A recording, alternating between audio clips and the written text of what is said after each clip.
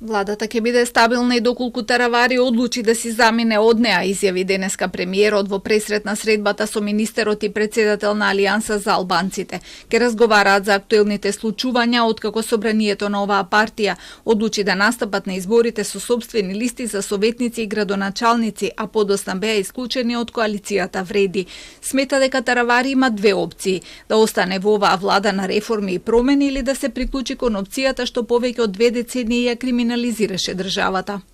Како човек имам позитивно мислење за господинот Таравари, но во политиката образот е нешто што го имаш или го немаш. Затоа задкулисни игри се провидни игри, лесно се идентификуваат и препознаваат и најчесто ваквите задкулисни игри им се удираат од глава на оние кои што ги прават тие задкулисни игри. Се разбира, никога во животот не сум молил, нити па имам намера некого да молам.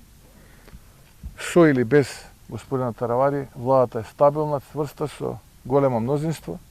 Таравари пак изјави дека ќе ги слушне аргументите на премиерот и потоа партиските органи ќе проценат како да действуваат понатаму. Ништо посебно, ние тоа што сме го поминали во Централно председателство е дека Алијанса за албанците ќе има сопствени советнички листи и најверојатно сопствени кандидати за градоначалници во општините каде што излегуваме, така да ќе го слушнеме и премиерот и потоа и ќе процениме и ќе оцениме како продолжуваме понатаму. Премиерот вчера изјави дека за него е неприфатливо некој да соработува со ДУИ и да остане во владата. Таравари пак денеска и самиот рече дека во случај на соработка со која било опозицијска партија, тие ќе ја напуштат владата.